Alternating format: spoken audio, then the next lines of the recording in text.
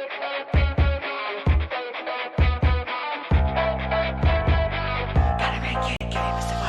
the powers that be. Gotta get this. Reckless, got a checklist when I wreck it. Think before you get in the way. Ain't no exception. Sure you can lay. Infectious, yet the freshest and I'm restless. Check this. What you mess with is a death wish. Let's get ready, cause you can't stop mine. Chain saw, stop sign on your back blind side. Roll like a tank, hit like a tank. Laugh all the way with the money to the bank. Crush, kill, destroy your opponent. I'm a survivor, only component. Zoning, gotta make it to the next morning. Roaming, seeing who I'm gonna hit, honing. Pinpoint accurate, laser aim in the system, but I ain't playing your games. S to the U to the R to the V to the I to the V to the A to the L. Defense, be through. Defense, be through. S to the U to the R to the V to the I to the V to the A to the L. Defense, be through. Defense, be through. To the victim, go to spoils. Walk the thermometer, blood will boil. Down I'ma ride, and I don't hide. Rock to the death, I will survive. You don't wanna get a little taste of Jack, so face the facts and break the backs and shake the tax. Full run through, hit 1, 2, 3, 4 down at the same time. Be damned if I lose and they try to take mine. Gotta get cash, COD on arrival. I will take the spot in your title. Rifle, blast ya, strike like asthma. Give me my space, yeah. Fight cause I have to, so I'm a stasher. If you wanna chase, yeah, I won't leave a trace, yeah. S to the U to the R to the V to the I to the V to the A to the L. Defense, be through. Defense, be through. S to the U to the R to the V to the I to the V to the A to the L. Defense, be through. Defense, be through. Fight the powers that be. Gotta get this. Reckless, got a checklist when I wreck it. Think before you get in the way. Ain't no exception. Sure you can lay. Infectious, yet the freshest and I'm restless. Check this. What you mess with is a death wish. Let's get ready, cause you can't stop mine. Chain saw, stop sign on your back blind side. Roll like a tank, hit like a tank. Laugh all the way with the money to the bank. Crush, kill, destroy your opponent. I'm a survivor, only component. Zoning, gotta make it to the next morning. Roaming, seeing who I'm gonna hit, honing. Pinpoint accurate, laser aim in the system, but I ain't playing your games. S to the U to the R to the V to the I to the V to the A to the L. Defense, be through. Defense, be through. S to the U to the R to the V to the I to the V to the A to the L. Defense, be through. Defense, be through.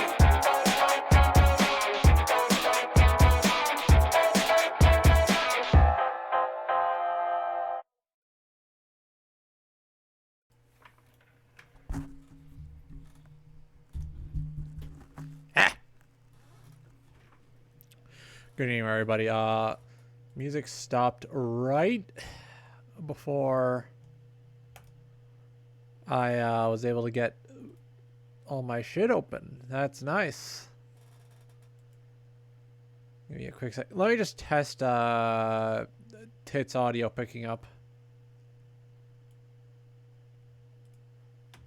Because I added that as a source. Let me just... Here we go. Uh-oh. Yep, that works. So let's copy over the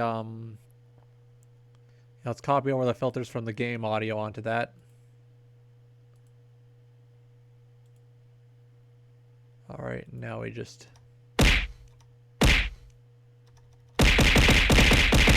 Yep, that works.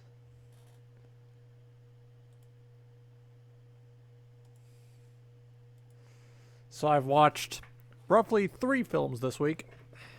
Been reading Soul Eater, haven't been doing much in my free time actually. Mostly playing The Binding of Isaac. Let's save that for when we actually get main event open. Alright, well that's happening. Let's just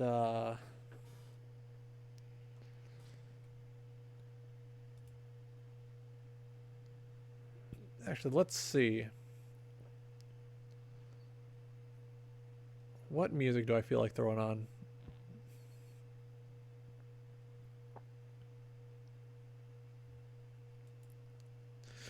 Yeah, this one.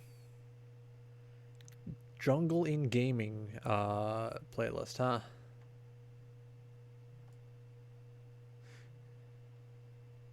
'90s and early 2000s. Nice. Intelligent D&B. Sounds fun. Oh!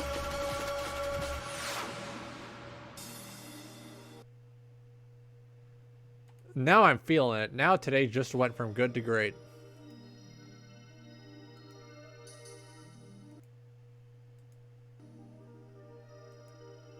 Yeah, let me just kill the set list real quick. Luma wipe over. Whoop, there we go.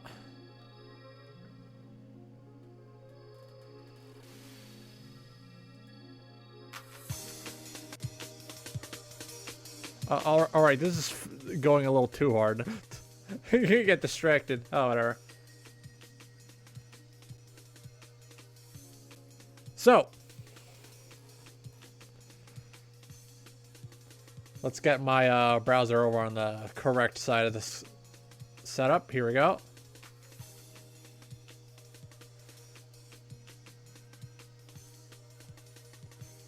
Now, for those of you who missed last week, the manager is stepping away from making content properly. So I've taken over his spot on the Saturday Talk segments. I'll be discussing the stuff I've been doing in my free time over the course of the week.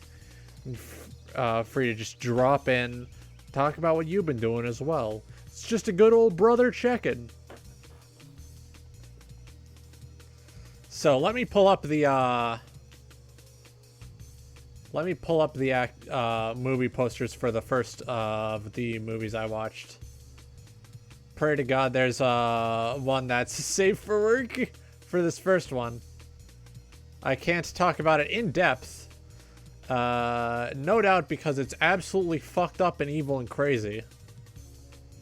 And I mean that in like a good way. It's a very transgressive piece of art. It's a little, how do I put this? Refreshing to have watched something this trash.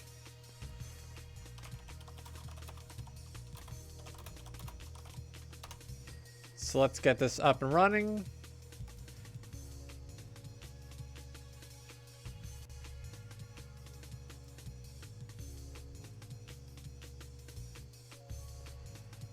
Load faster, load faster, load faster, load faster.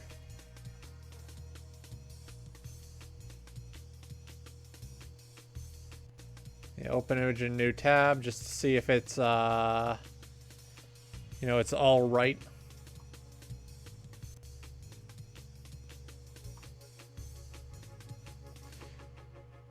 Oh yeah, it should be safe. Copy image address. Let's drop that in.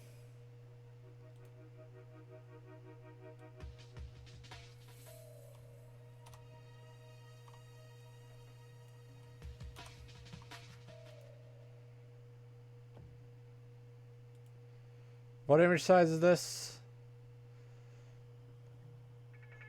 783 by 1114. All right.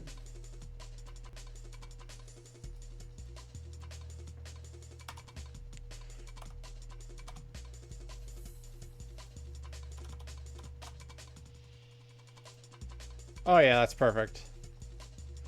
So the first film I watched in full this week was Where the Dead Go to Die. This is a 2012 independently produced animated feature.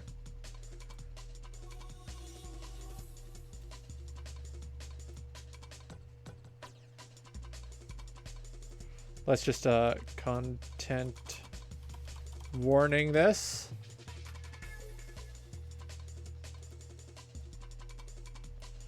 Yeah, I'll just have a scrolling content warning.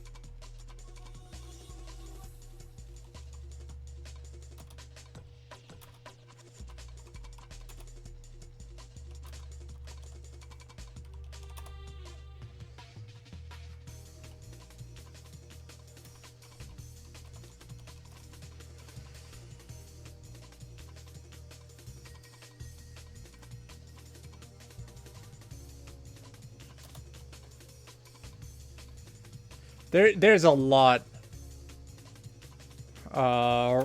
fucked up in this.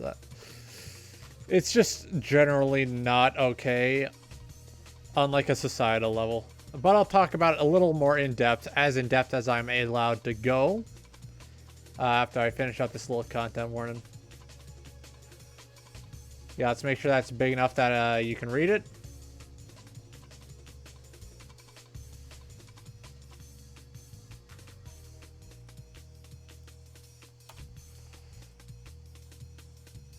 Content warning.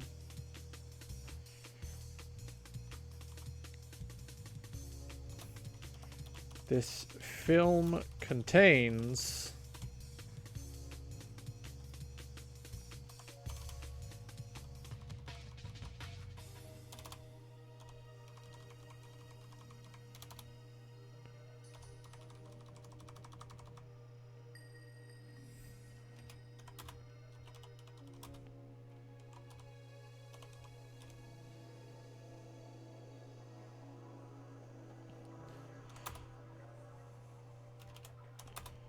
do not watch unless over 18 and of sound constitution.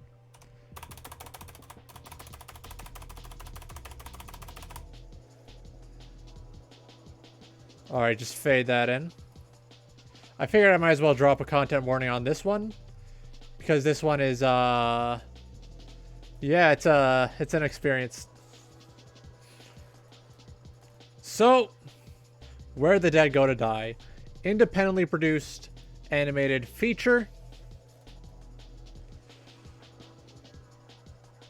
by written and directed solely by Jimmy Screamer Claus. It's a fever dream, an absolute fever dream, perhaps even a fever nightmare. Let me turn that music down on my end. It's... Oh, now you guys can't hear these. Now you guys can't hear it. Let me bump that up for you guys. But yeah. This movie is one of the few films I've seen that has made my stomach turn and still came out feeling like it meant something, at least to the person who made it.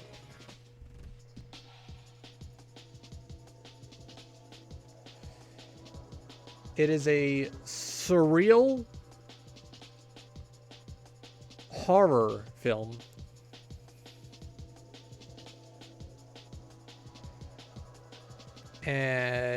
divided into 3 or 4 parts, and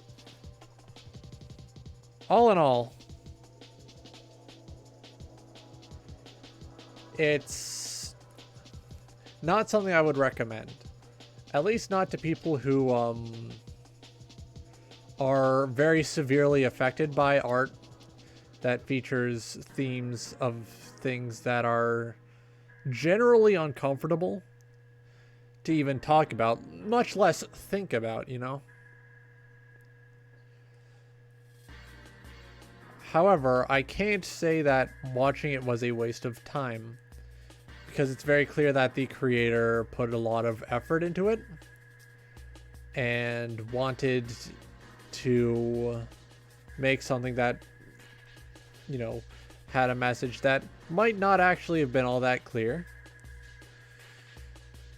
It also doesn't particularly paint the victims of, you know, these unfortunate events as deserving of them. It very much depicts a world that is extremely bleak and unfortunate to exist in, and I appreciate that. I can't actually go in depth because the contents are... they're gonna get me banned. But if you do decide to watch this, I would prefer if you would do it in a setting that you feel comfortable with. If you have to watch it in chunks, that's fine. But if you think you might not be able to handle this film, just don't watch it. Like, it's good as a piece of art, but viewing content like this may affect people negatively. And you know what? That's fine. You don't have to watch every movie I recommend. I'm just some jack-off on the internet who knows a little too much about film. So let's move right along to the next one. This is one I posted about watching the night I watched it, actually.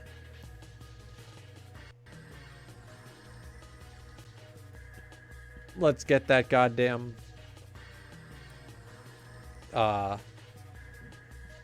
poster up.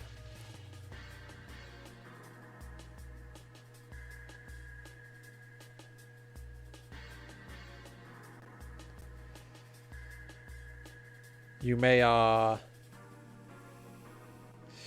recognize this one for it being a little bit of a meme.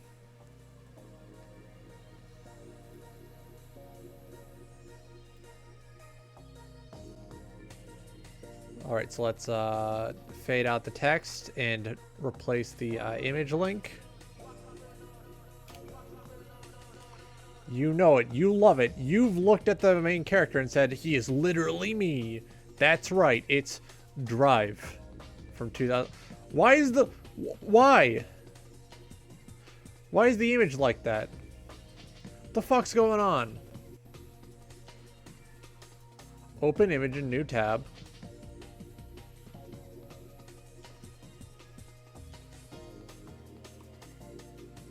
It's a tiny little image.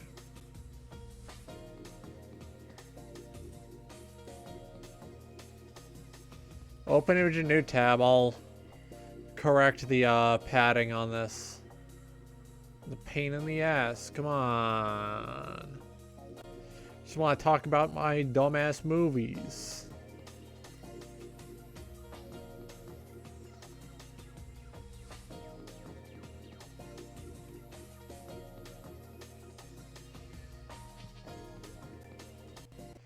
No. I'm grabbing an alternate movie poster, whatever.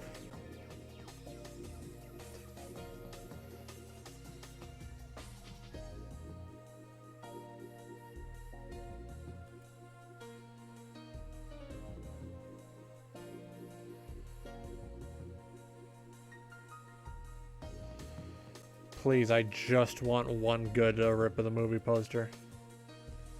Open image in new tab. Is this full size? Of course not.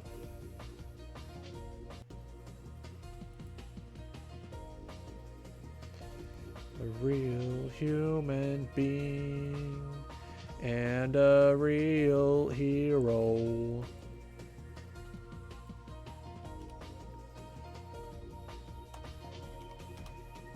Yeah, that's the spice.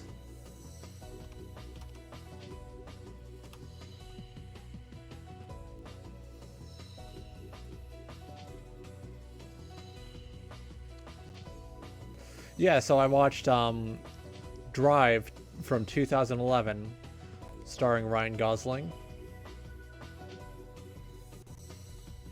I'd been hearing for a while how it's like, oh, you gotta watch this, you gotta watch this.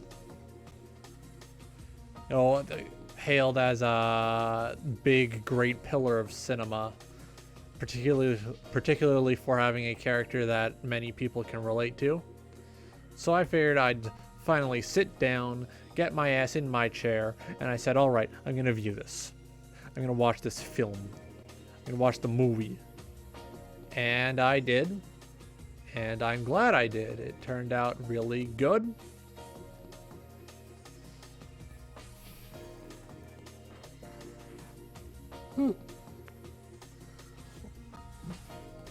I really appreciated how it's an extremely quiet movie.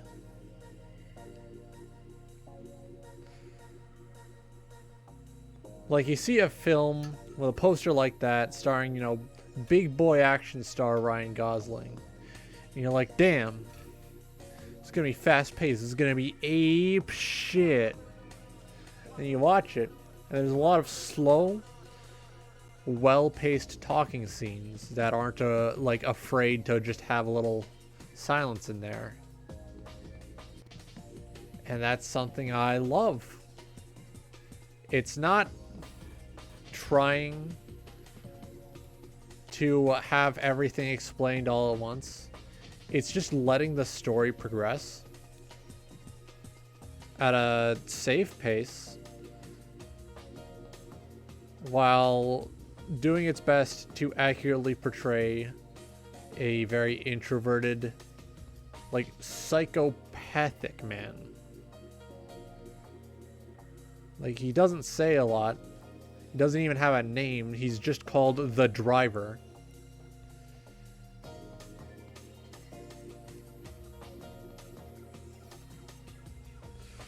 But,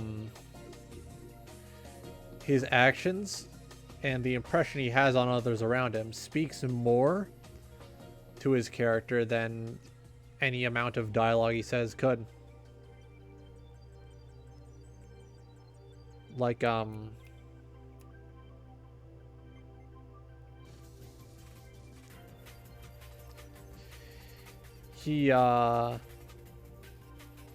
driver fella doesn't need to,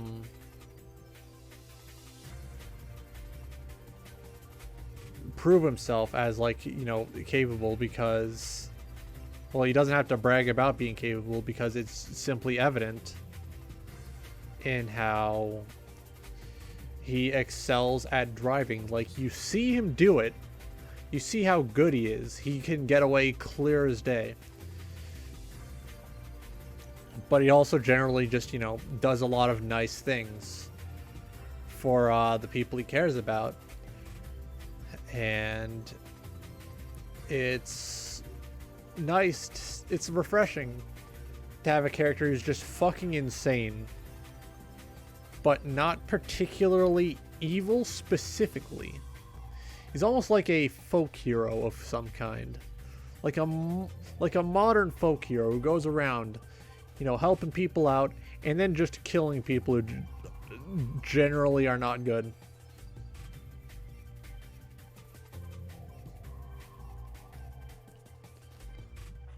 Someone who might be more interested in a faster-paced movie about a similar sort of character a little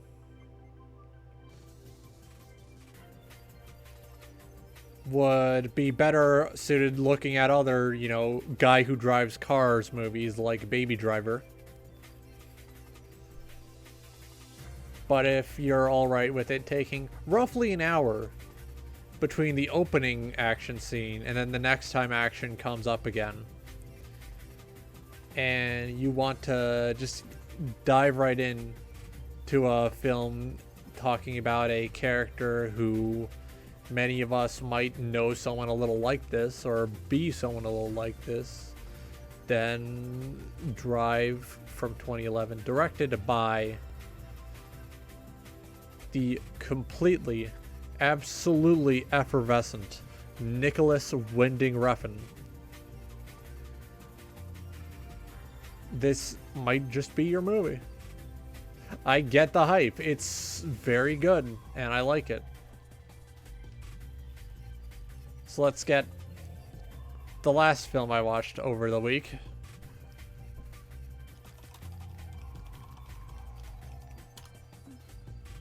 Not to mention, right, cinematography in this film. Oh! The expert, well-planned use of music. Oh!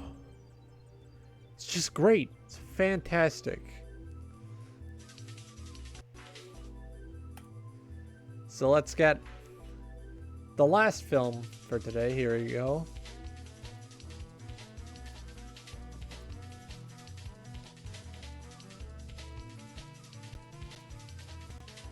Let's get...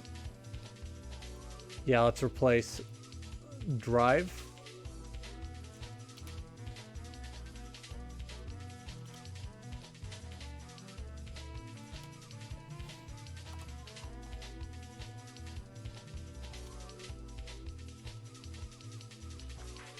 Open image in new tab. Can I size this up?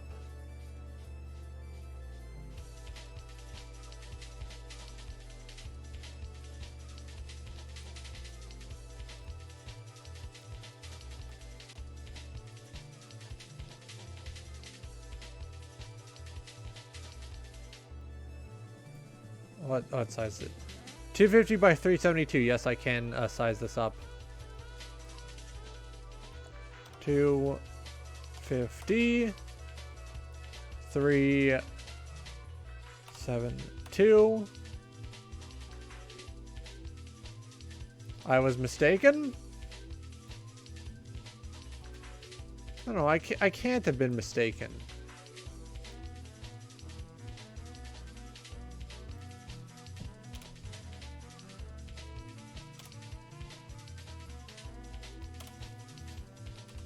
What the fuck?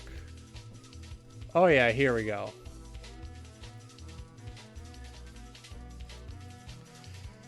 So, The Resurrected. One of a small handful of H.P. Lovecraft adaptations that isn't complete dog shit, which is something I appreciate greatly. It is also known as The Ancestor and Shatterbrain. It was released in 1991 and directed by Dan O'Bannon. It is based on the novella The Case of Charles Dexter Ward, written by H.P. Lovecraft.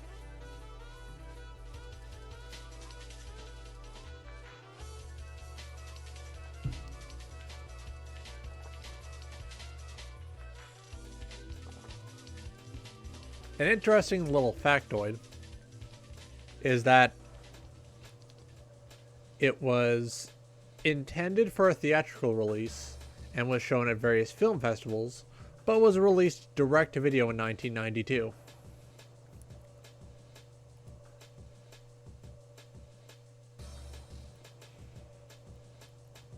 Now, I went in having read that little blurb thinking, oh, it's gonna suck. It's gonna be bad. And then I watched it, and something indescribable happened. It didn't suck. It was good. It was great, arguably. Like, I went in thinking, oh, it's a book adaptation. It's gonna suck. But the director pulled it off. Like, it was expertly done. The tone and writing is consistent with the original story. Some things have been bumped up to modern times a little, and that's alright. No adaptation's perfect, but this one got damn close. The effects were really something else. They were nothing like mega special. It wasn't, you know, John Carpenter production. Can't all have those same wacky effects. But it got pretty damn close. Like, the creature effects. Oh! Delightfully gross. Beautifully disgusting, even.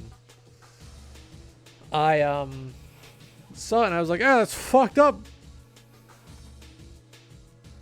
And they have the fucking big brain energy to only very briefly show the full monsters. Like, usually you only see a little part of, you know, any one of the monsters at any time. Or in the case of the one that, you know, gets burned during the flashback scene, you just see it, you know, once in full, and then it's shrouded in darkness as it's burning to death.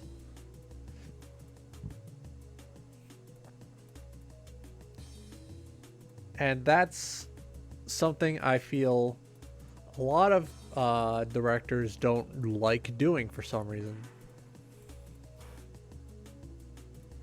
Like, everyone wants their big monster out in the middle of the daytime, visible to everyone, and sometimes that works. Other times, that's not really the right call. You know?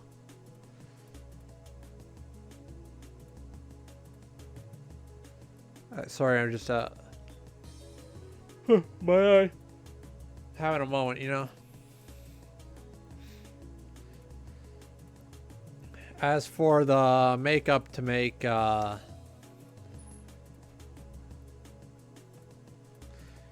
for the makeup to make Charles Dexter Ward's ancestor look all fucked up and evil,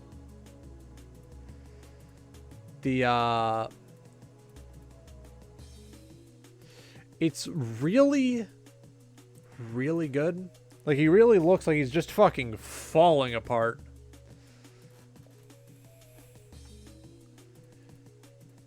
Of course, there's that part at the climax where it gets just a little hokey. They you know, he throws the funny gamer goo at the skeleton of Charles Dexter Ward, and it, like, you know, Mario dry bones reassembling sound. You know, that shit happens. But that's quickly, like, followed by him ripping the fucking meat off the ancestry revived. And that's just something that sticks with you, especially with the big old light show that goes on. It's like, you know, all that wacky shit. And that really felt perfect.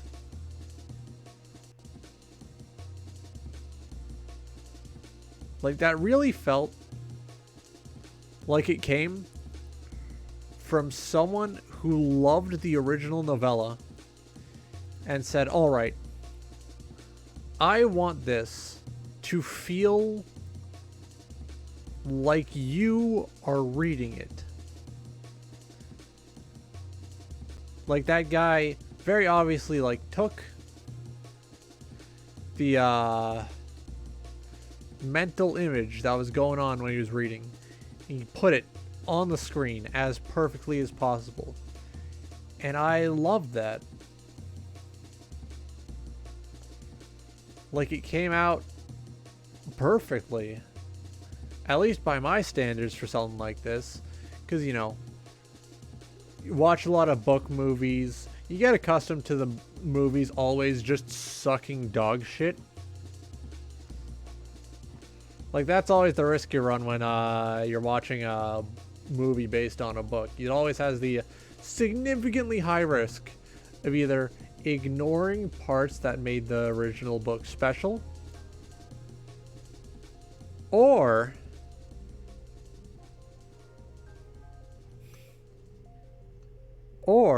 and the most likely part, just not adapting the book.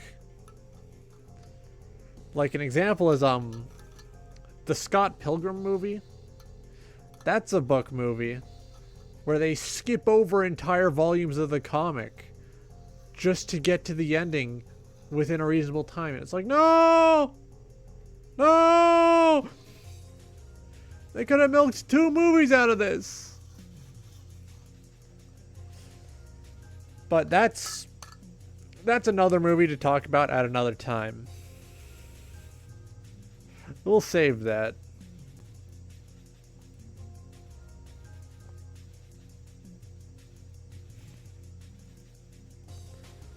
I think that's all the films I watched this week, so I'm going to get this fella off screen. Say goodbye. Hello. And now I'll talk about let's move from books, no, let's move from movies to their funny little cousin, online video media. I'm going to open up my YouTube history. I won't show it to you guys. Because I know for a fact you fuckers would go feral, writing all kinds of weird shit based on what I watch. But I'll just tell you some of my standout picks. Let me just sip. I have a bottle of orange juice right here, as well as a cup of coffee.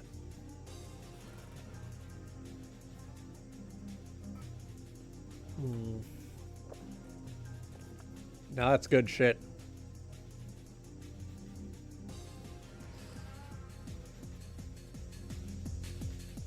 Let's bump that music up just a little.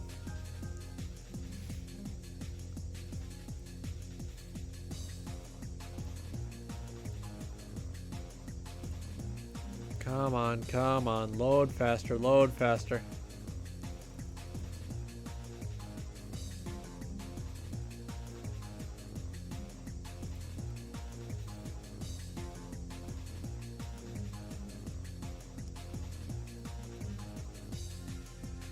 Alright, so...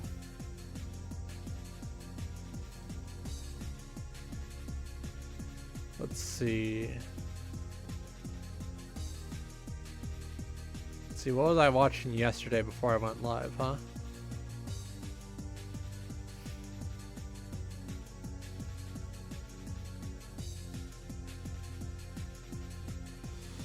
Oh yeah, just yesterday before I went live, I was sitting there and I was rewatching that God will make flames coming out your butthole.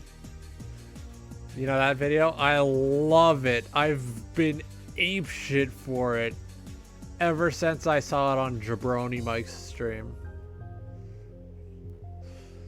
God is gonna put a cancer in your butthole. He's gonna take the penis out of your butthole, and then the flames are gonna come shooting out. No one is ever gonna put another penis in that butthole. Like, it's just a great video. I won't watch it here because, you know, it's already a thing in another channel. I might as well, you know, find something that makes me special.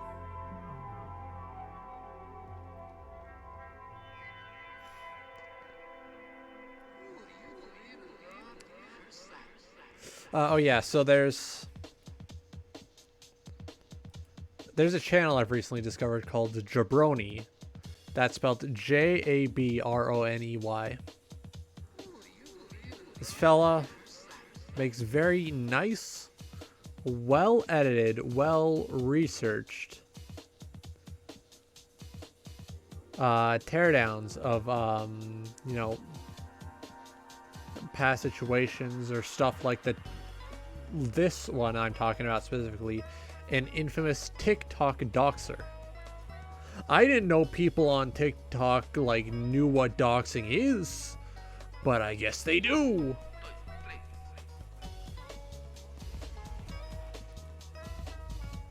And it's just overall a great time. I'm not gonna watch and react to it here because I feel that it's a video that you guys should seek out and watch yourself. But, you know, learning about a situation I didn't even know was happening was really special. It just, you know, nice, fast, gets the information in ya. It's only about, yeah, it's 16 minutes long. You can watch that in the span of a lunch break.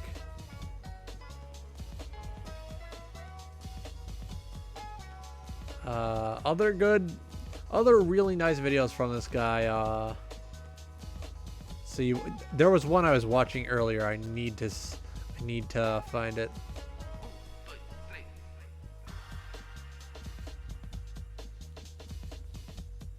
Come on, where is it?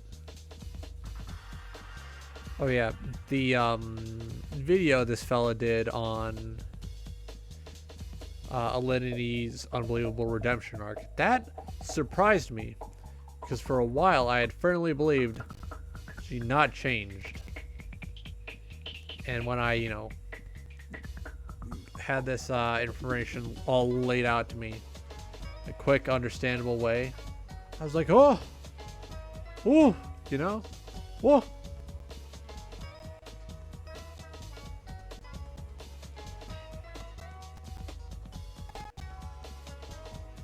Oh boy.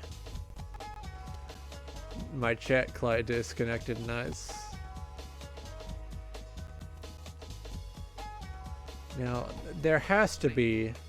There's got to be a video in here I'm fine with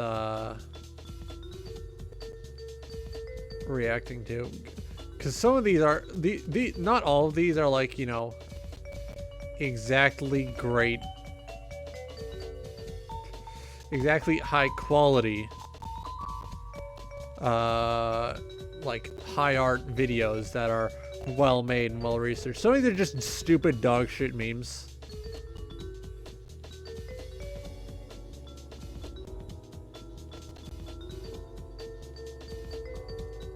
So I'm going to try finding it for you.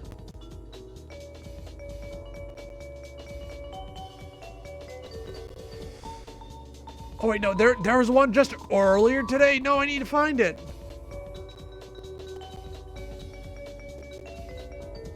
Now I'm going to assume, right?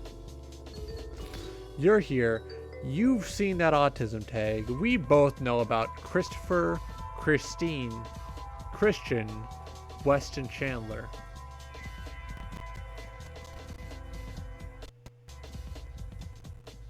Right.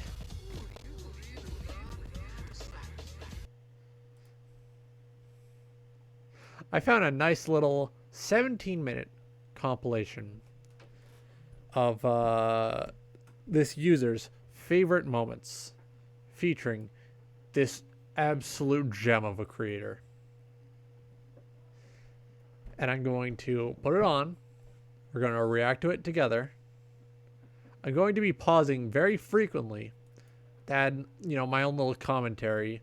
You know, just spice things up a bit because I'm tired of seeing these sort of Twitch streamers who market themselves as reaction commentary streamers. And then all they do is they just watch the video and they're like munching on food. They're not talking. And every now and then they're like, wow, or ooh. It's like, no, jack off. Make it transformative. Pause the fucking video. Say your opinion. Continue it. Do that over and over. Add to what you're fucking reacting to, or you're no better than the people who just re-upload clips. Sorry, I got a little heated there. Why do I have 4 notifications on goddamn YouTube?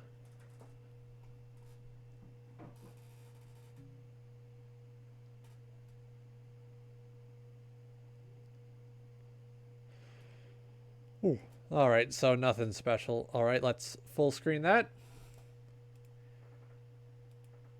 In the meantime, cut over to the events screen.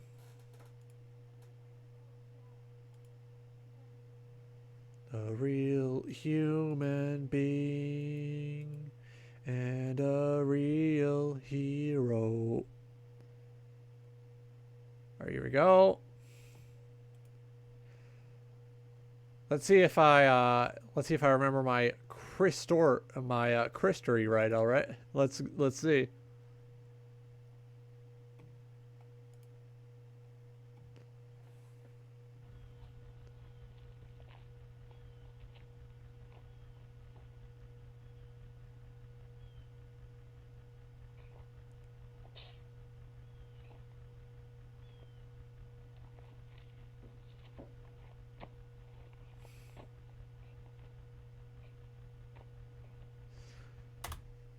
Now, I can't tell if this is a different camera or if he's still using the PlayStation Eye camera for this video.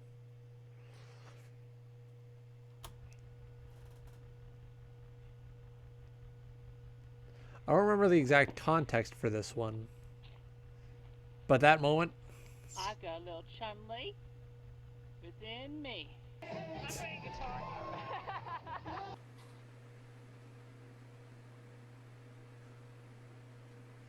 Oh man.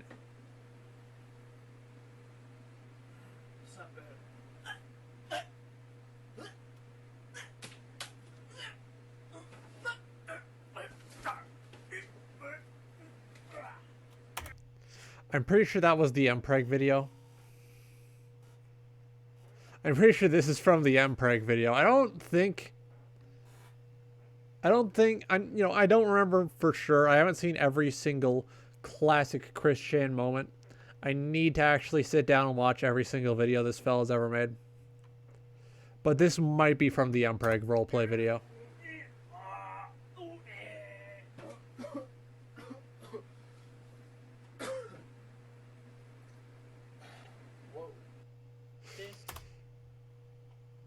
I was wrong. What the fuck was that? Why did you just like anamorph into another guy? Is war. Put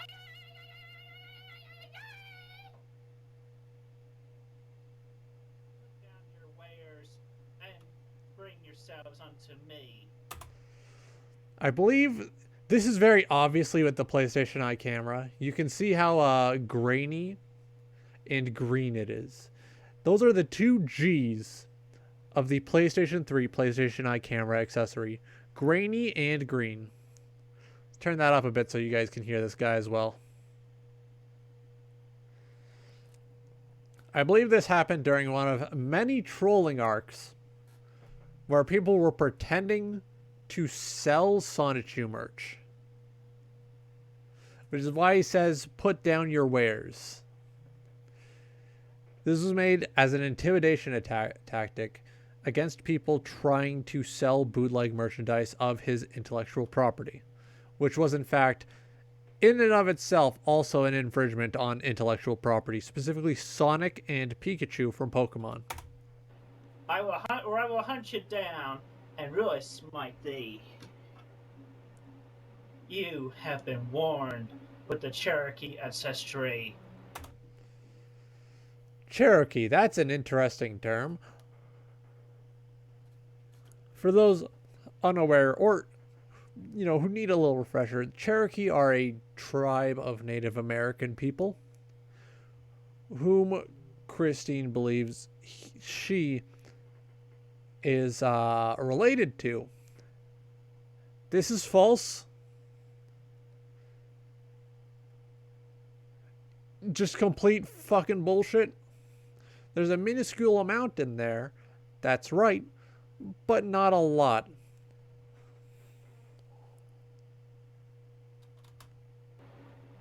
How?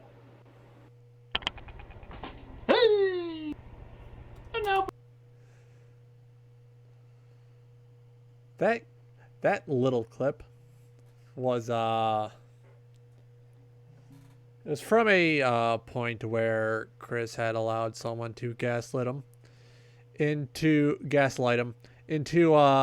doing a little blackface. For something slightly different. Yabba dabba doo! Simpson, Homer Simpson, he's the greatest guy in history. From down the Springfield, he's about to hit a chestnut tree. I have nothing major to say about that little clip. However, I do find it really charming. It's quaint. You think you're so tough? You think you're so tough? No, you are not. You are weak. This war is far from beyond over, Mr. Clyde. Clyde. As in Clyde Cash. War is far from beyond over, Mr. Clyde. Clyde Cash was an infamous troll during the early years. Like, it got wild.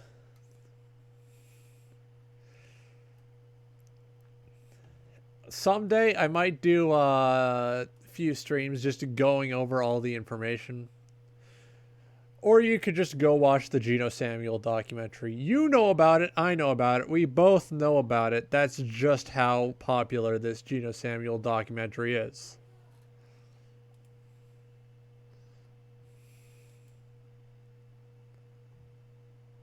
Sugar a fish! Would you like to make a wish?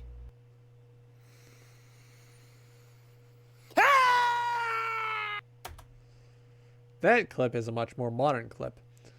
I believe this was post quote-unquote transition for Chris or Christine or whatever you want to call them. The reason I say quote-unquote is because there are a lot of irregularities in their entire little journey, and I do not feel comfortable associating them with the trans community. However, that's neither here nor there. Let's continue with the clips, shall we?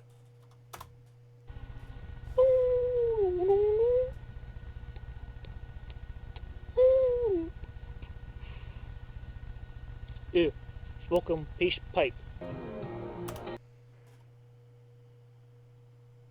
Now, I know how this appears, but please understand this was a deliberate trolling attempt.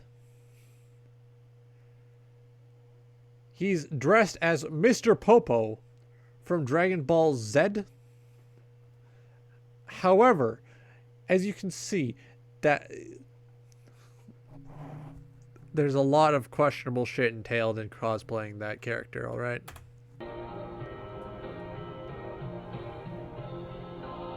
Ain't no sayings of the fiddle, no sayings of the fiddle like this. Ain't no sayings of the fiddle, no sayings of the fiddle like this. A song yo say wah wah, ho ho hey ya ho. A song yo say wah wah, ho ho hey ya ho. Ain't no sayings of the fiddle, no sayings of the fiddle like this. I actually have no idea what song he's trying to cover here. I could hop on the wiki and do a little research, but I don't want to.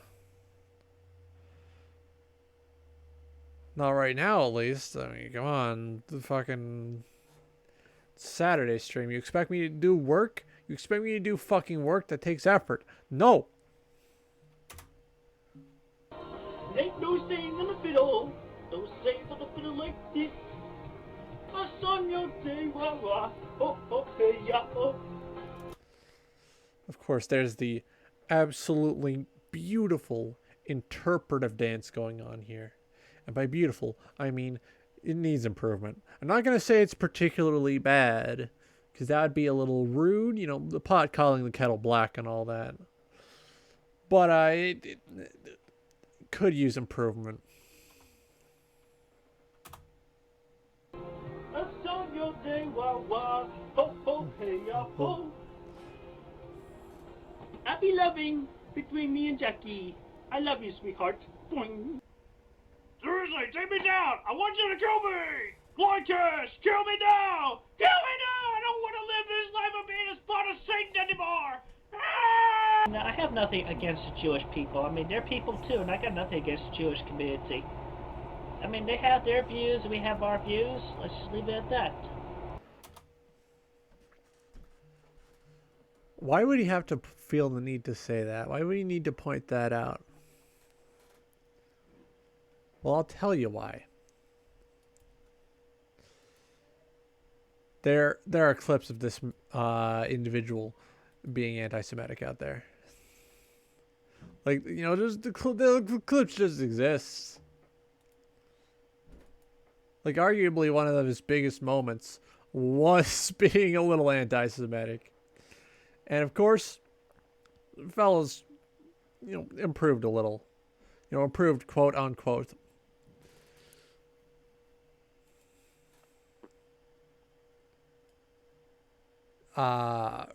You know, a little while ago, there was some funny business this guy got into with his mom. Hopefully, jail is treating him well. About the people who do the animation for Family Guy, thinking about making a skit in parody in mockery parody of me on the show.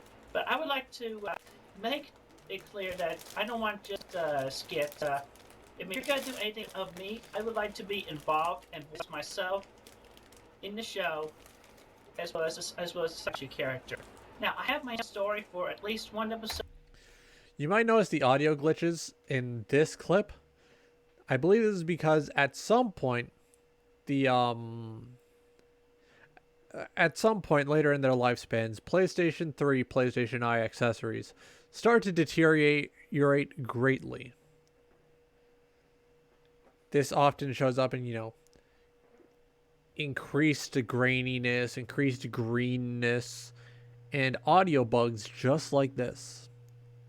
Now, this is a lot less grainy and green than the previous PlayStation 3 eye clips, so I can assume this is earlier in the lifespan, which indicates that the audio encoding was the first to go.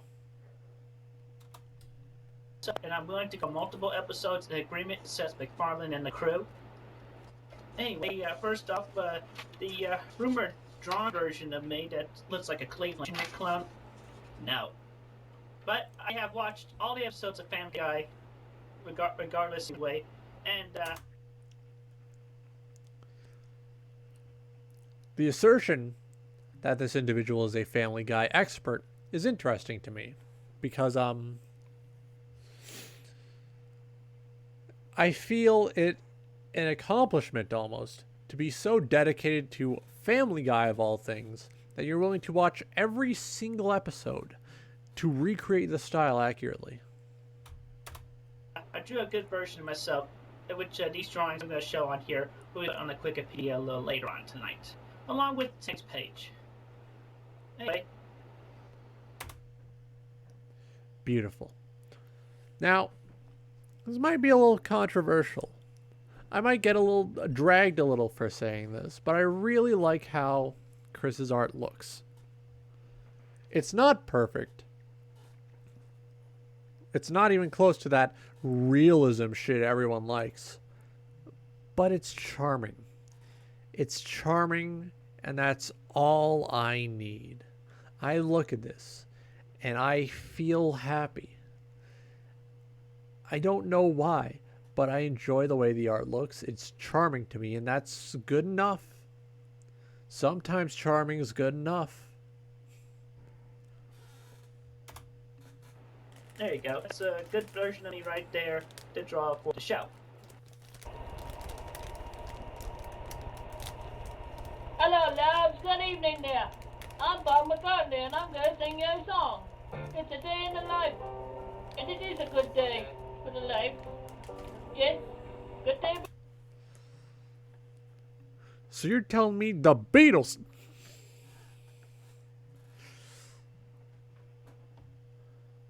Why is the Paul McCartney costume made out of paper?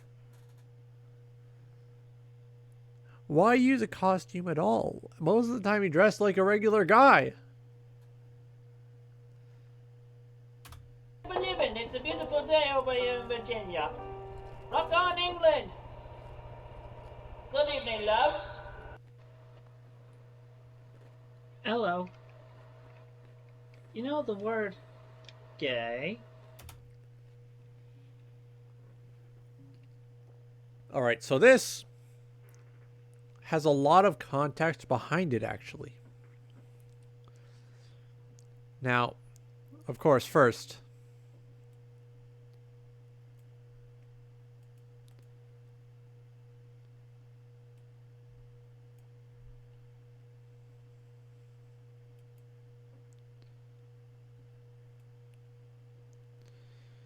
Alright, so first, peep the Optimus Prime.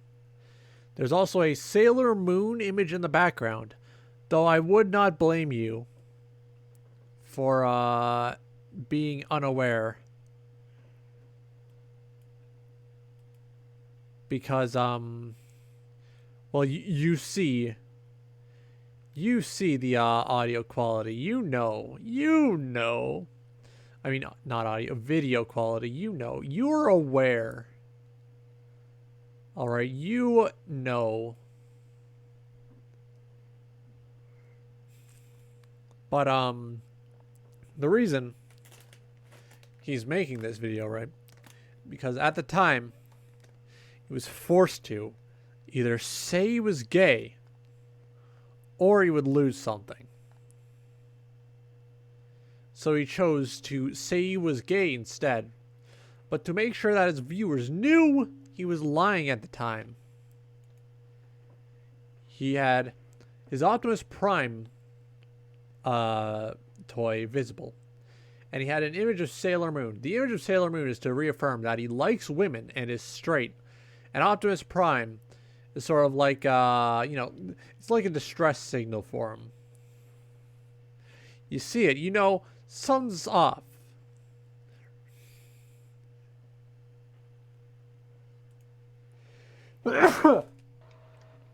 Tends to be thrown around a lot. I know you. You're just a pussy. You're just a pussy. You're just a dang lowlife. You do not deserve to live, you mother beeper. You hide behind your mother's skirt, and you just call your own beeping sanctuary the basement of which you dwell in. Sonic had a twin brother, and he's a basketball all-star. You're a shooting star, no matter where you are.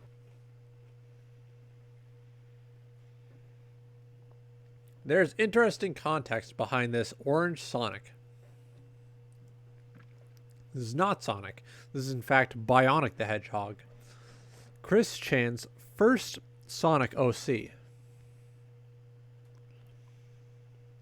who, get this, plays basketball and can go fast.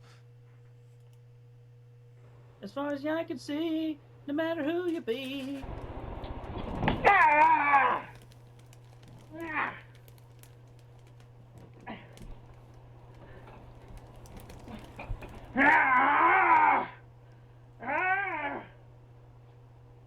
Yes, hello. Is this, Walter Grisby? Who threw a frisbee? Well, you know what? Catch all power. I just paused on this because I want you to look at this image. Look at it. With me. Look at it with me. Look at the image.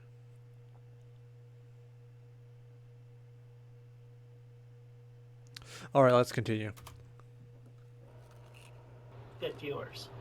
Now, for those who dare continue to mislabel me as dang, gay, homosexual, or bisexual, I'm straight. I am straight.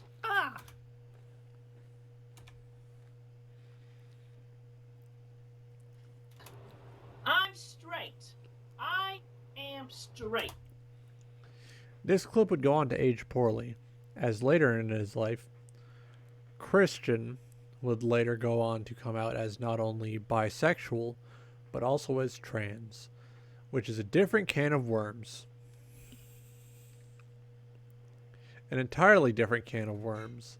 It is a complex issue that I do not feel comfortable discussing in detail.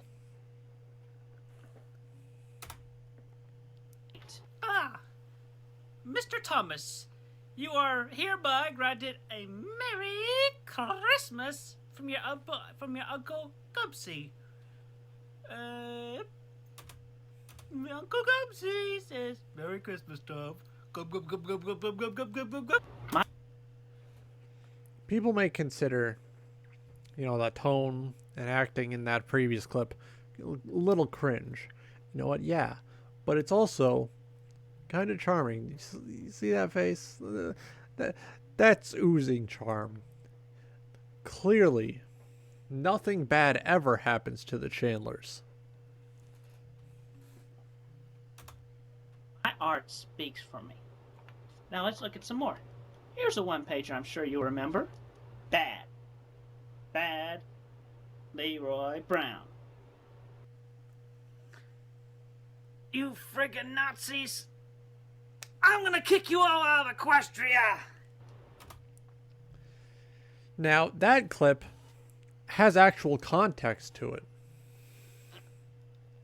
At the time, there were a group of trolls involved called the Idea Guys, who were manipulating Christine at the time to believe that Not only was there an alternate dimension parallel to ours where fictional things exist, but also that Nazis were invading Equestria from My Little Pony. Why they would do that, I don't know.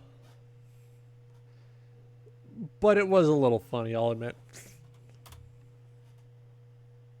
Mine and the first romantic attempt. And I did an awesome fucking job.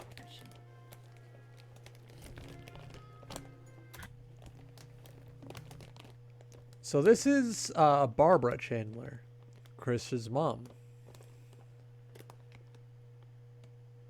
Look at the eyes.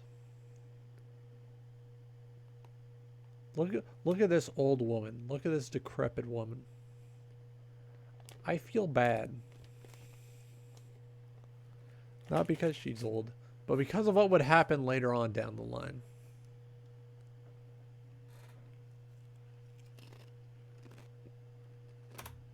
Action. Hello, my name is Barbara Chandler. I wish to wish Nicholas Cruz happy birthday. Yay! Please, buy Christine Chandler's merchandise to help us pay the mortgage. We appreciate it. Thank you very much. And where do we buy this stuff from? My eBay. Buy on eBay. Unfortunately, most of the time, instead of getting actual, like, important supplies with the money that Chris would get from eBay, would almost always get used for toys or Legos. And I find that kind of infuriating a little. Because this is like a classic example of neglect on Chris's part. This is an old woman, can't really do anything. You know, needs help. You're gonna neglect that old woman? Come on. Yeah, link below. Thank you. Anything else you want to say? No, that's all. Have a good day. Thank you. Have a good day. Why can't you say have a good day? Have a good day. Yay!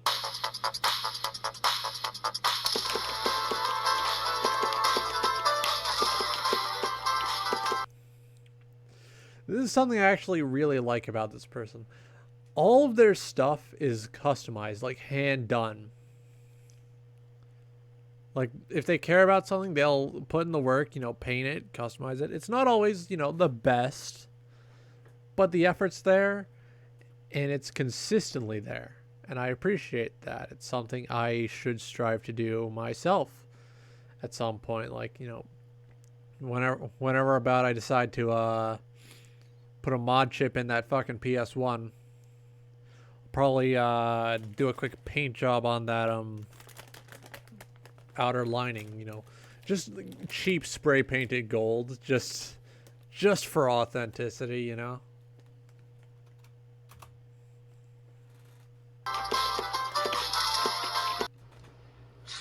I have the power! Feel my wrath!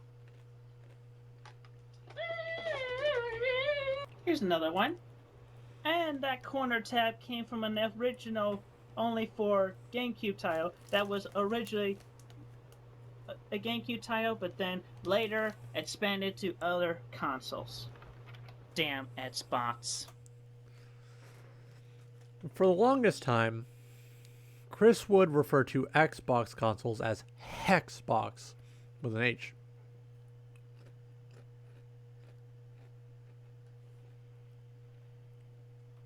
This is because for a majority of his life, Chris Chan was a console war warrior. It's always one side or the other. And that is kind of funny, but is also profoundly sad, because I feel that caring so much about a console war severely limits the amount of content you're allowing yourself to enjoy. Why only get one platform? You can get multiple. Some of these have exclusives. Some of these have games that you might end up enjoying. And by preventing yourself from enjoying these things, by getting all caught up in like, oh, I'm on this side or oh, I'm on that side, that just makes you look like a dumbass. It makes you look like a beta cuck. Oh, hey, you know, another dude I like? Larry the quote-unquote cable guy. Get it in! Whatever happened to predictability? I'm not a fan of Larry the Cable Guy. Oh shit, dude! I think in the background you can actually see the classic attraction sign. That's a topic we'll get into later. Evening TV. Sweetie, love, I just noticed your Facebook account is being deactivated. What the hell is going on?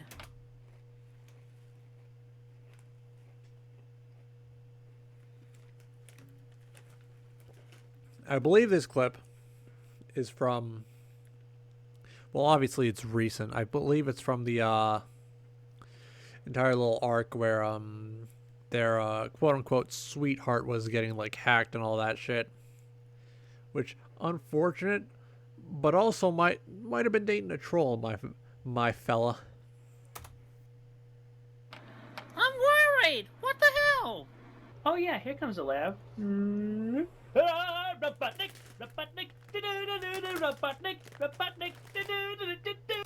This character would later be retconned to not be Dr. Ivo Robotnik, or if you know read the actual lore, Eggman.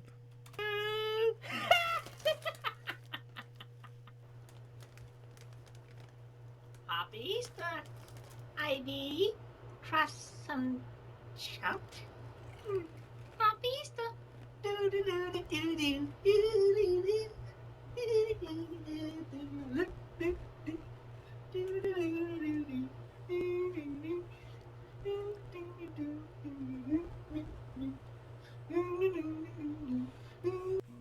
Hey, you toilet! What happened to my baby? Only That clip's just kind of funny. for the straight man. Okay, so this was a big thing for this fellow a while back. Get this. So for a long time,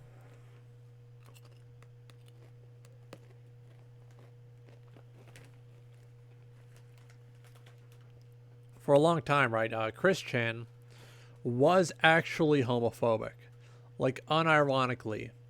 Which made no sense, because at the time, he also believed that every girl had a boyfriend. So you would assume that this person would be cool with gay people because they're not trying to steal every woman in existence. But no, for some reason, they still fucking hated them. It made no sense. It's stupid. But since for a long time they also believed that Axe was a good enough replacement for an actual shower, and people had started over time to like call people who use Axe gay, you know, started getting wacky with this shit. He used the Orion scent. May I orbit your belt, sweetheart? Yeah, I'll let you orbit my belt. As long as you want till midnight. Yeah! Jackpot! To the creators of my favorite brand of body spray, Axe. Apparently, it has come to my attention that a bunch of people of the wrong orientation are using the Axe brand. By which I mean particularly. Now, when he says wrong orientation, keep in mind this is someone who would later come out as full LGBT. The homosexuals. Thusly, a stereotype has been made. If has been made, apparently has been made. Apparently, you'd be gay if you wore it. And now for something completely different. An Inuyasha parody. Very good.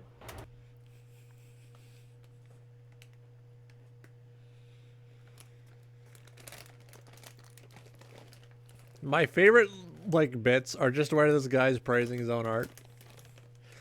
Because, yeah, you should feel good about having made something. You know how annoying it is? You got people who aren't artists criticizing your art.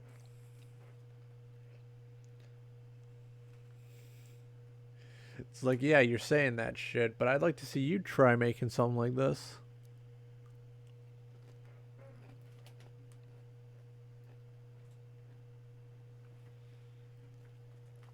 And then most of the time when you get someone, you know, criticizing your art and they are an artist, there's some fucking skin bag who went to art school and thinks that using only ideas given to them by other people, only ideas and rules that they didn't come up with, makes them an artist. They're not an artist. They're a fucking puppet for the establishment. You should fucking ignore them. Art school is a scam, and if you want to go to art school, you're stupid as fuck. You know, I will only respond to him this one time because he is a lowly troll, and I just do not give a dang about him. I mean, come on, his story. I mean, like, you know, being put in a meat factory, Sahara Desert, Aladdin people, huh? And also, he could easily taken the drugs himself, even to make his own ass bleed. For context, this was in response to a troll who was impersonating Chris Chan at the time. So there was this big wacky story going on. At some point, they had a SingStar competition where the real Chris only won because he fucking sucked. The true and honest Chris would never be good at SingStar. That's a fact. I mean, that story is just about as incredibly fabricated as Donna Tubbs' time over when she had to borrow R. Kelly's bathroom, or Roberta when she fought off 6 Al-Qaedas one by one. The Cleveland Show, new episodes every Sunday on Fox. And episodes downloadable on the PlayStation Network and iTunes. Something interesting about this individual is that they don't appear to understand the difference between marketing and normal content. And as such, every now and then they'll just parrot a random advertisement that they've heard. And I think that's kind of funny. It's sad as fuck, but it's still kind of funny. Cleveland Show. Yeah, on the Cleveland Show, you know, I liked Nia Long a lot better as the voice of Roberta Tubbs. I don't give a damn about this Reagan Gomez, what's her name. Her voice is just too high pitched and just does not fit the character as best as Nia Long did. Seth and Seth MacFarlane and Mike Henry would do themselves a big favor by putting Nia Long back as the voice of Roberta.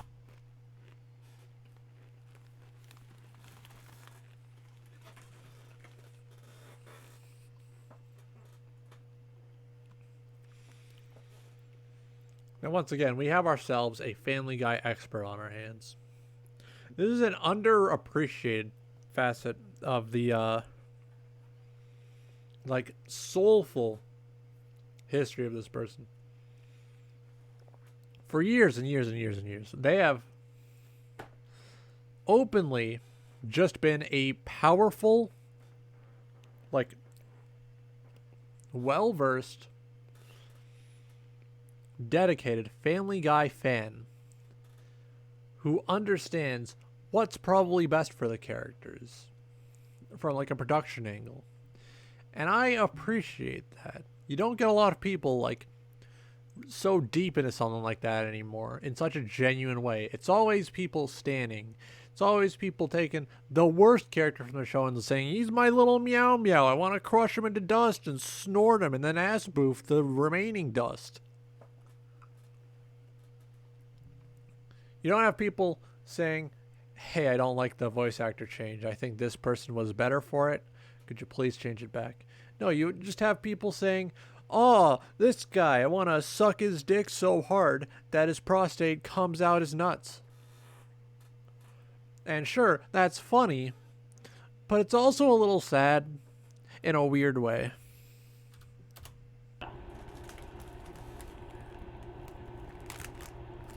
Anyway, it's just food for thought for today, so leave you all with that.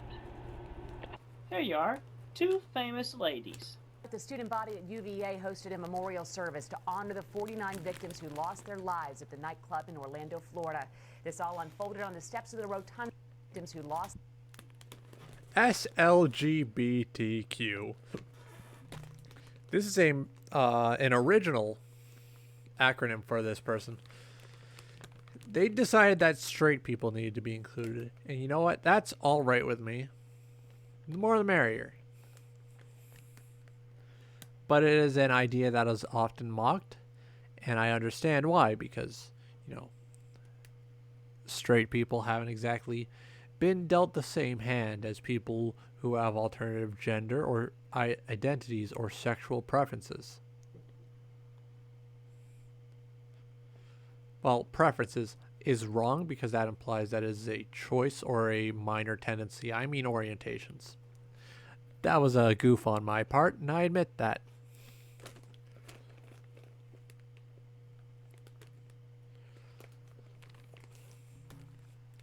But yeah, the S just stands for straight in this.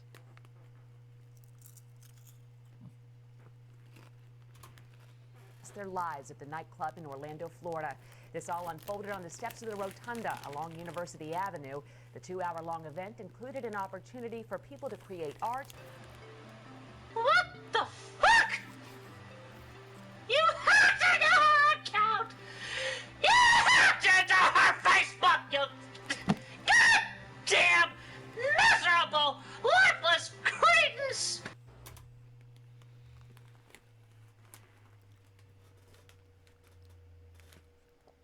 I have nothing to say, I just wanted to pause it. You will now be watching the strong man lifting a very heavy office chair. Note, the chair weighs a grand number of pounds.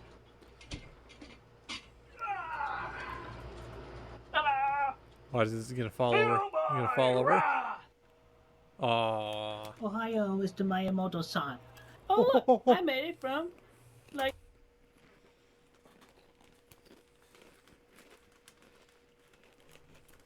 So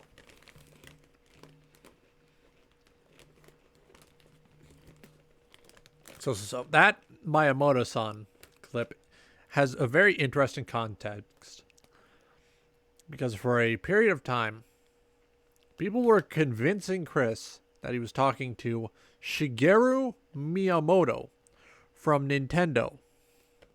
It was in fact a troll who was pretending. A pretendo, if you will.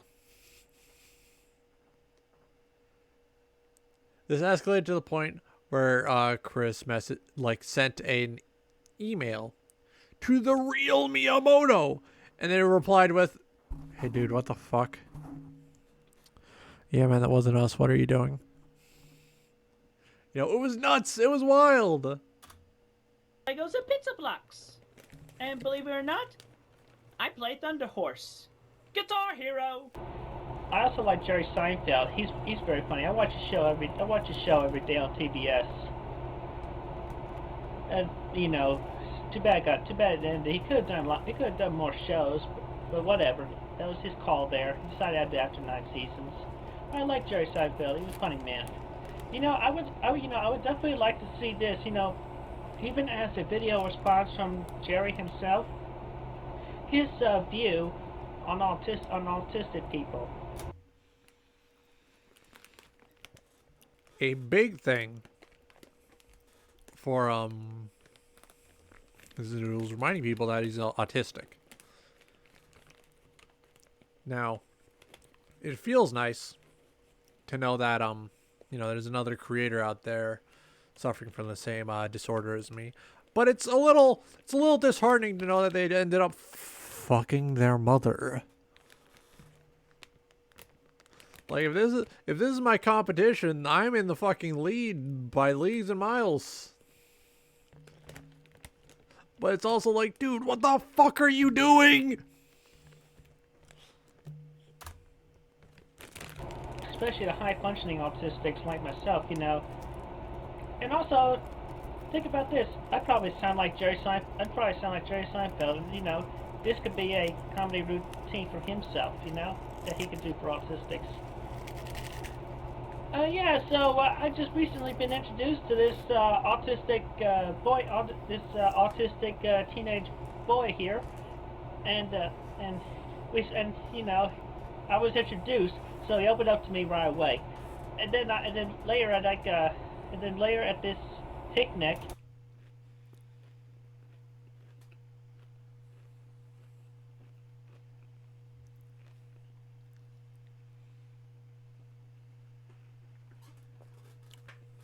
Now there's that I was introduced, so he opened up right away line, which unfortunately makes no sense because not all autistic individuals exhibit their symptoms in the same way.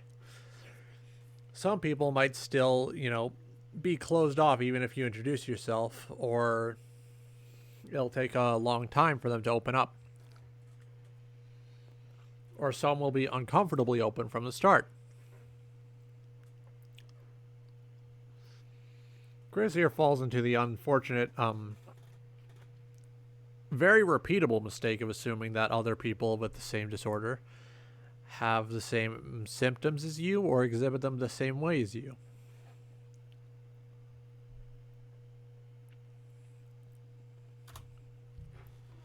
This community picnic, I see him over there, and he wants to make himself a lady, so he's hanging out over there. And I don't see him talking to the ladies. He's just smiling and being silent. I mean, he ain't gonna go anywhere unless he toss the ladies. But then again, that's part of the autism right there. He just tends to blank out when he's not introduced to the people. Once again, right? It's a common symptom, but it's not a symptom that's always exhibited the same way. Like, there are definitely some autistic people who are extremely introverted. Hell, I might be one of them, at least in person. But then there's, some who are, like, extremely extroverted, or who are overall just fucking way too trusting. That's all right. It's okay not to be perfect.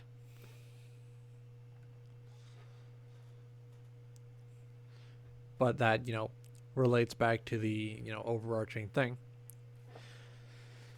That, insisting that, everyone has the same symptoms as you, or has the same expression of those symptoms as you, is a little wacky, and silly, and goofy, and stupid.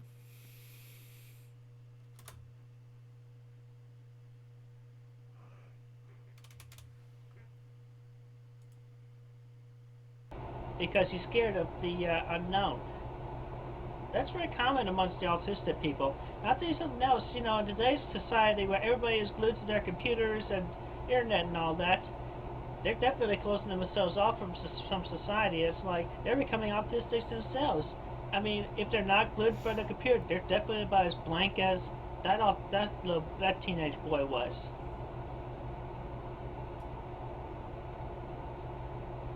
Yeah, anyway, I would definitely like to hear Jerry Seinfeld's opinions and views, or a comedy sketch about autistic people. Be noble Cherokee man. Every so often, and this ticks me off because not only does the actual person does not get the mail, but I have to forward it is impossible for me because I don't have his address and he lives in Sweden.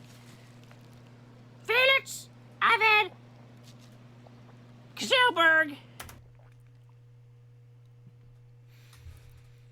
At the time of this clip's release, PewDiePie, also known as Felix Arvid Kjellberg, was living in the UK, and not, in fact, in Sweden. Also known as PEWD Pie, does not live here at 14.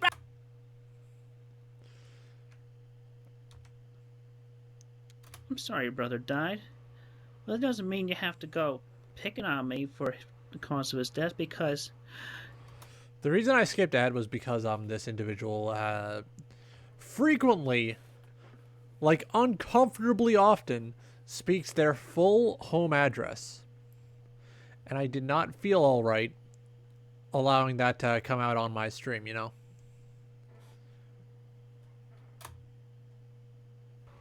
I did not do it personally to him, and I did not mean to do it. I'm just an innocent bystander in all this. Even though I probably gave him a reason. I believe this clip originates from a time where someone was role-playing. I believe this was the Clyde Cash origin, where they were role-playing that their brother killed themselves because Chris was too slow with posting a new Sonichu comic.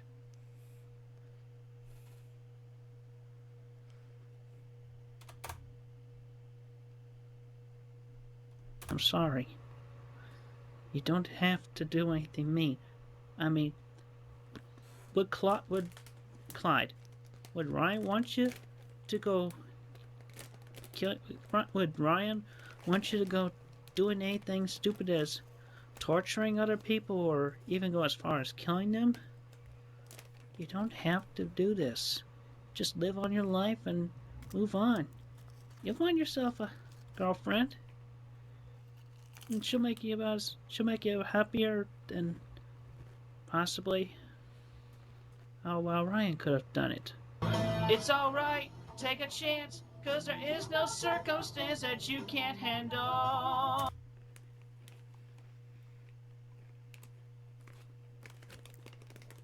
The way Chris does vocal covers is interesting to me.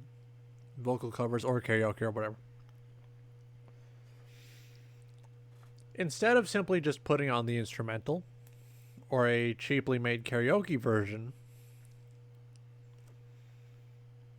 they will always choose to put on the full, unedited, original version of the song.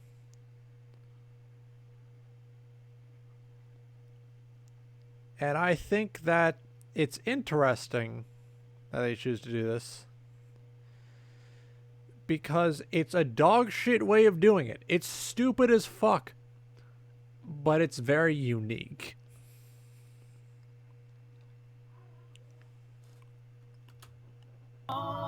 When you use your mind, Mr. Bad's got it good, but this ain't his neighborhood, he's taking over. No. From the tire, he can't hide from the power deep inside and make it happen. And that's the end. Now I'm going to real quick hot swap back to the desk. Boink. There you go. Now you're not going to see my fucking recommendations when I zoom out.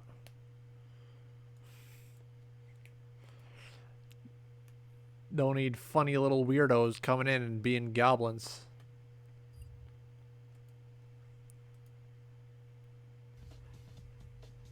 Yeah, there we go.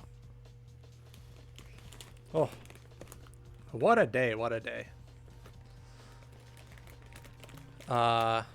Tomorrow night, I'll be reading as much of L. Frank Baum's The Wonderful Wizard of Oz as I can.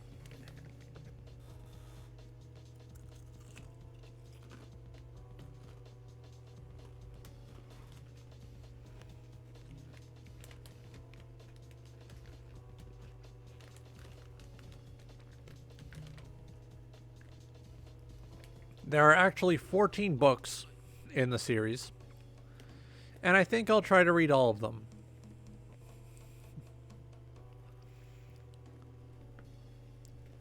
I hope that the late night nature of the stream, compared with the much softer tone and the lack of background music, will provide a suitable sleep aid for those who, you know, need it. Oh.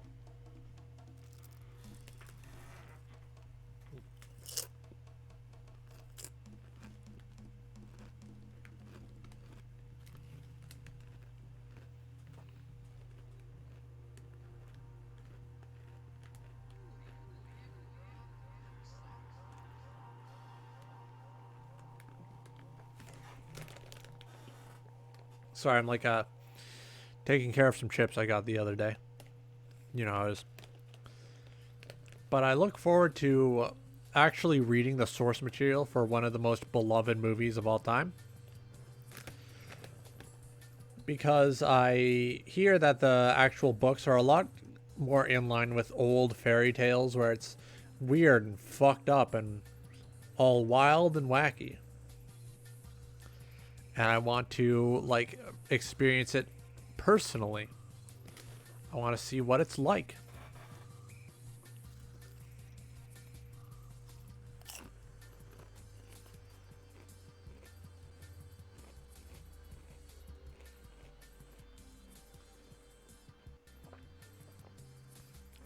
Having an excuse to sit down and give it a full read through for an audience really will make it feel a little special to me.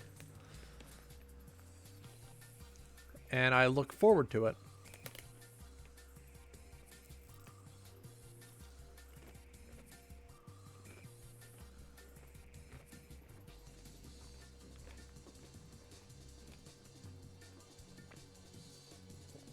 At this moment, there are exactly 7 days until April, no, not April, May, which will be the beginning of season 4. I don't know how I feel about it. Like, soon, it's going to be the halfway point of my lifespan. And that's going to be an experience.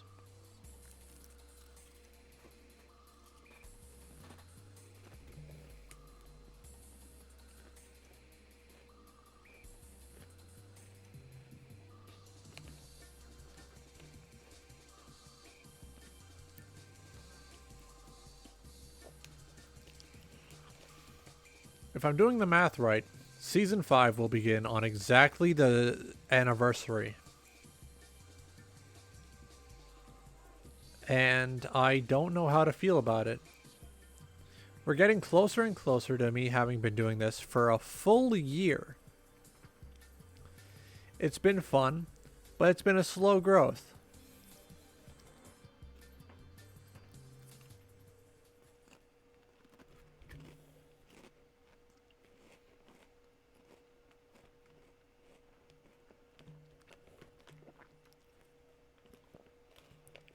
How much do you think I will have changed in that full year? How much do you think you will have changed in that full year?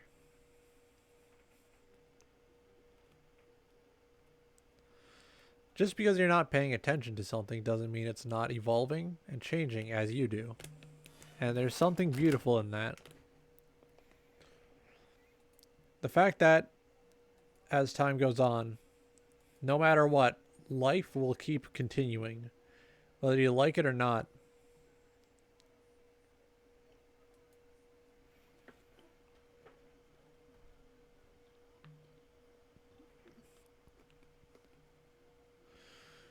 Do you ever wonder what it would be like if you just stopped changing as time goes on?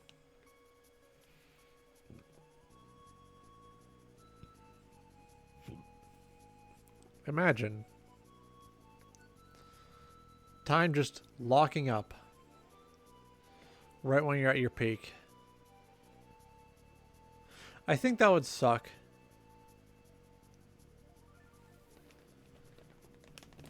I mean, if you never fall from that peak, you'll never know what it's like to be at the bottom again.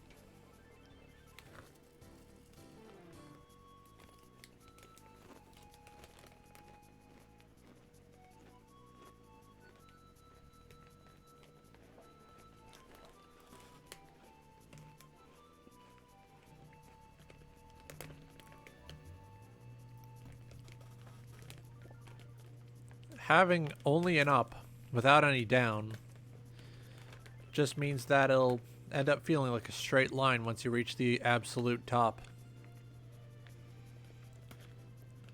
I think it's the struggling inherent to the human condition that makes those little bits where life's okay feel much better than they actually are.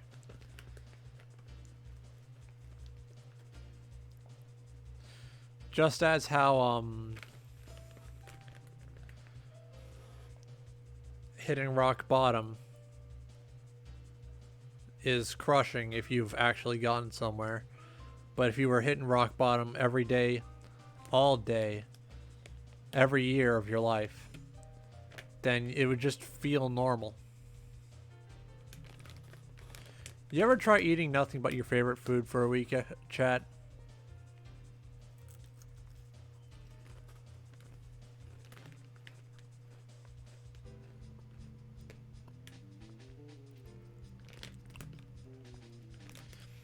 After a while, it just starts to taste bland. Why do you think that is? Why do you think every time you just keep doing the same good thing over and over again, it just feels less important?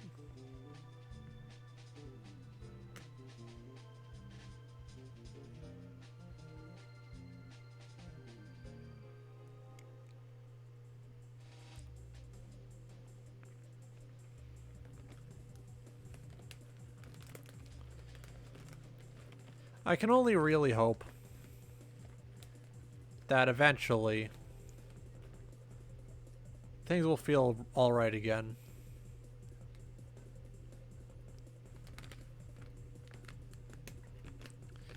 You keep saying this too shall pass until you believe it, and then eventually just doesn't seem like it'll pass.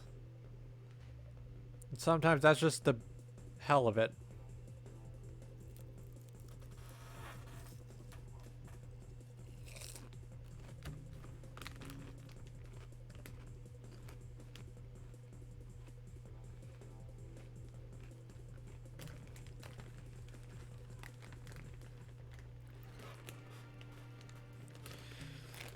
Hey chat, you ever think about how people always believe in the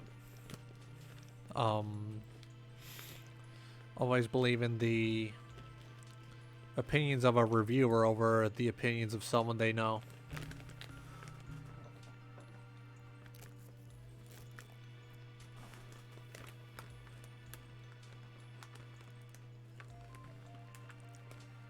Most reviewers don't even have particularly good taste, so it's a crapshoot if you actually want an opinion that matters from them. But still, there's people who trust the opinions and feelings of a reviewer for something they themselves choose not to experience.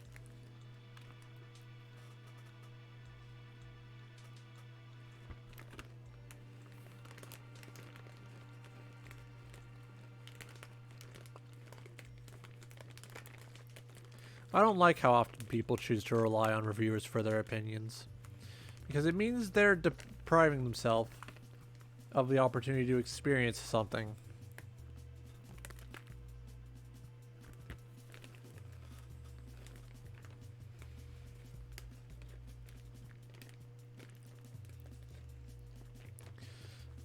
I think experiencing things, even media that you yourself hate, is an important process of figuring out what you like.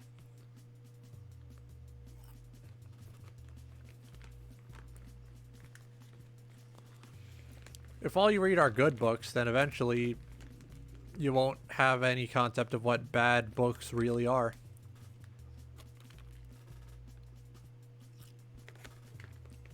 If all you play are good games, you'll have no idea of what bad games are. And then it ends up showing that your taste's all fucked up.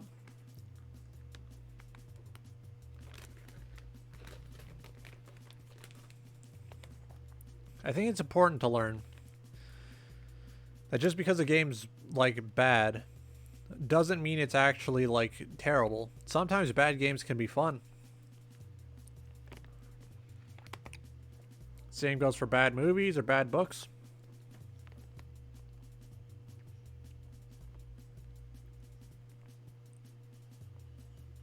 I think getting caught up in caring about quality instead of fun just means that you won't be open to experiencing things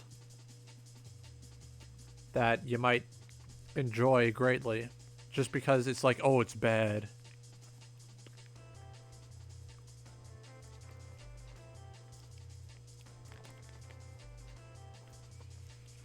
Can you imagine if there weren't any bad like pieces of media in the world? It'd be boring.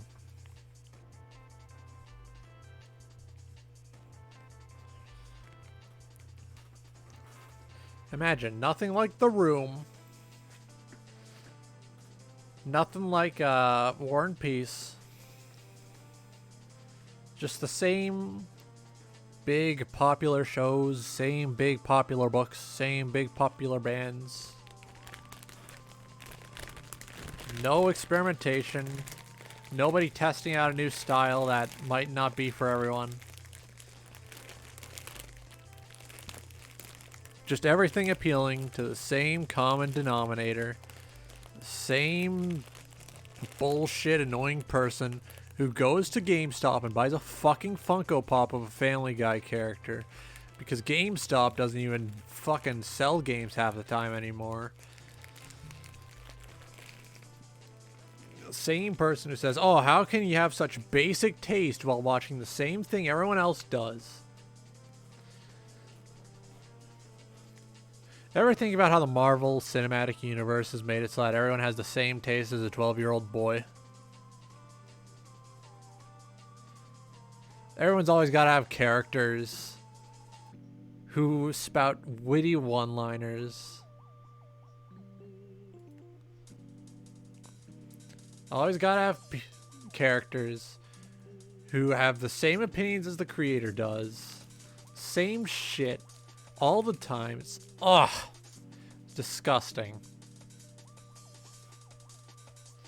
And I'm not even particularly saying self-inserts are bad. Self-inserts can be great if you do them well. I'm talking about people who want to make a self-insert, but think it's cringe to do so. So you just make a character who has all the same opinions and ideas as they do, and they're like, see, it's a different character. Chat, when someone says something's cringe, look into it yourself. Because sometimes one man's cringe is another man's based.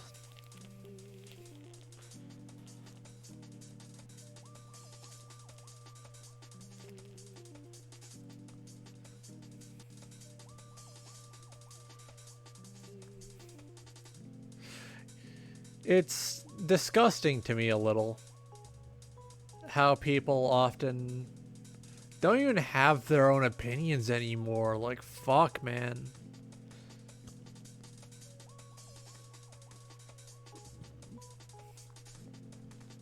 Just, like, imagine that.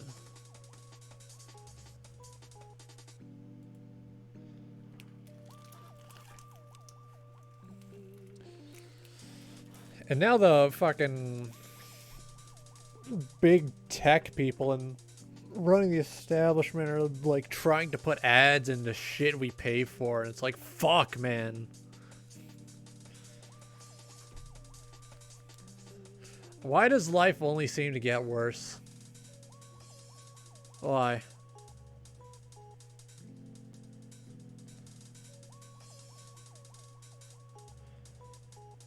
I guess that's something important to keep in mind when trying to, like, journey through life.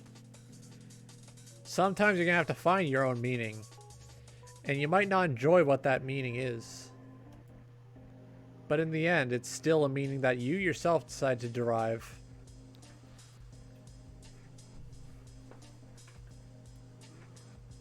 From this weird, fucked up existence that we're all made to lead.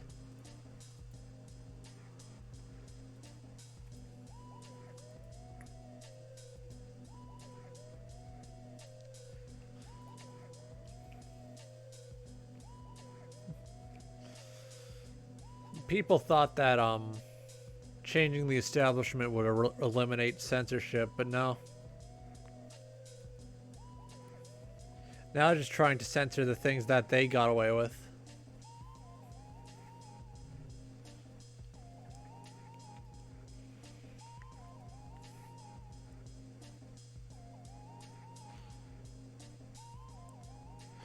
I think it's alright to seek an escape from all this, though. If you spend your entire life fighting a war you can't possibly win, you'll end up with nothing left.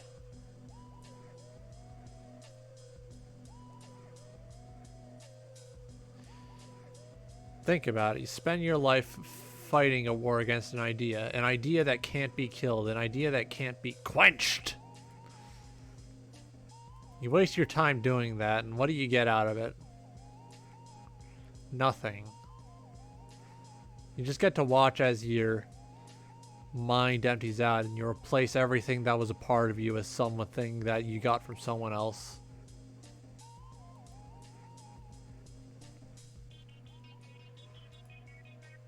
It's fucked up, though. Can you imagine it? Can you imagine watching the people around you slowly lose the parts of themselves that made them interesting as they get into quote-unquote new ideas? Doing their quote-unquote own research, feeding off the same bullshit junk information someone else has been spewing.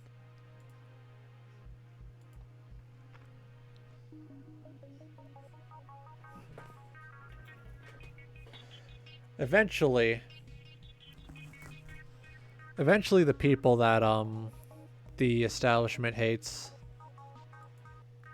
will rise up. It's not going to be pretty. I'm not going to be there, though. I've done the work. I've put in the research. The spirit of punk lies in being some kind of weird gamer neat who doesn't want to do anything and is completely disengaged from the system, at least on a intellectual level.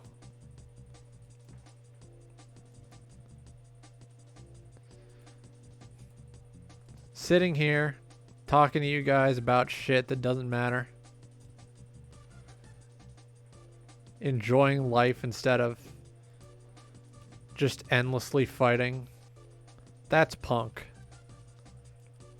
That's what real punk is nowadays. Not having anyone else's ideas, just living isolated. It's sad because punk used to be about finding people you identify with and forming a community and just fighting for what it's worth fighting for. But nowadays, nothing's worth fighting for anymore.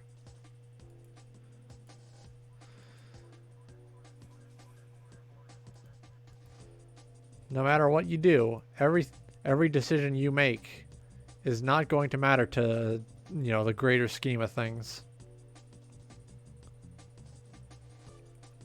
All that's left is to just find some way to make your own life something worth living. Who knows? Maybe along the way you end up accidentally making things better for other people. But other than that, good luck. There's 5 minutes left and I don't know what to do. person I want to goon up is not live. I think I'll just leave 5 minutes early.